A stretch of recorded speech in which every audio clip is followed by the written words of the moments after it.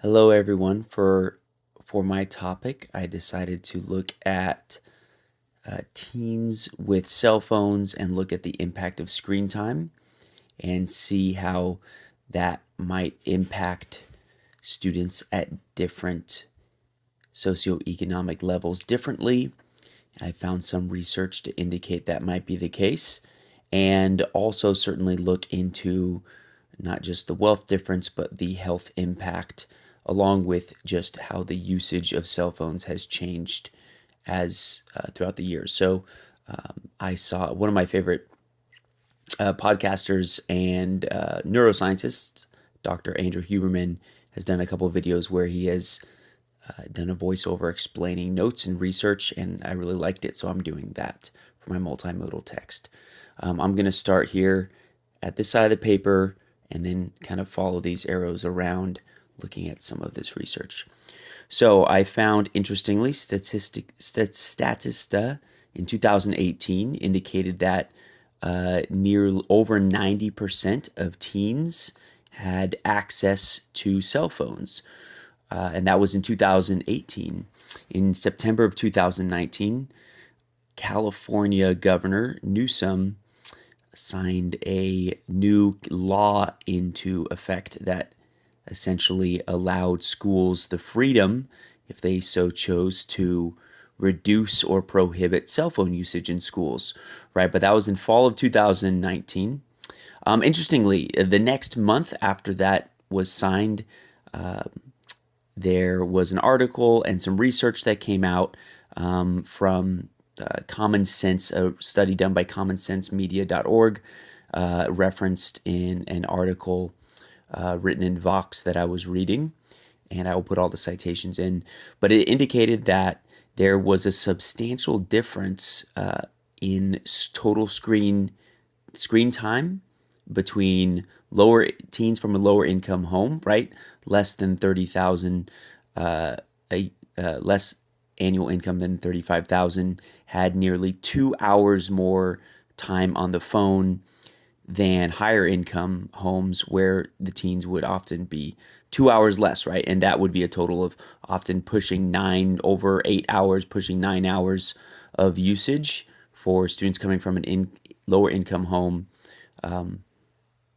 compared to students from a higher income home, right? Over 100,000 annual income would often be using it 2 hours less, right? And of course, right, most teens, at over 90% of all teens have access to cell phones at this point.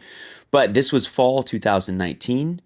Then the COVID pandemic, right, happened in the spring of 2020, and there was much virtual learning through 2021. Not surprisingly, screen use increased substantially. And looking at a study that came out in 2022, there was a 52% increase in total screen time usage, especially highest in the age demographic of 12 to 18 years. So, right, to recap, even before the pandemic happens, almost all teens have phones. A few states, California was one, I believe there was another one as well, start looking into passing legislation to limit cell phone usage in schools.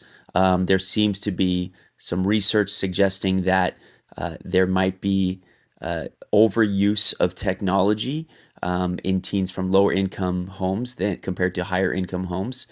And then the pandemic happens, right? And so, if anything, not surprisingly, screen use increases a ton. So, why does that matter, right? It matters because of a couple different things, right? Number one, looking at a 4 year longitudinal study, they saw very direct, positive, significant impacts of screen time within children age 4, between age 8, and that affected their ability to emotionally regulate and had notable negative effects on literacy and math. And so that was a 4 year longitudinal study, right? And the date on that was 2021, right? So that's right in that same time span we're looking at. Screen overuse in a study coming out in 2018 was been linked to sleep issues or loss of sleep, which very much ties to health. And then one thing mentioned in chapter 9 of our textbook is chapter 9 of our textbooks mentions the health impact that overuse of technology can have on young children and teens. And it references some research from 2008 that even indicates that female, black, or already overweight groups are even more negatively affected by overuse of screen time, affecting their ratio of physical activity to screen time, which can be harmful, right? So we see direct links from overuse of screen time to emotional regulation and negatively associated to struggles in literacy and math, impacting health through sleeplessness or sleep loss, and which is right so important for young people, children and teens, and lopsided effects where it's impacting physical activity. So those are my sketch notes. You can see I added some kind of visuals and doodles to represent my thinking as I took notes on this topic.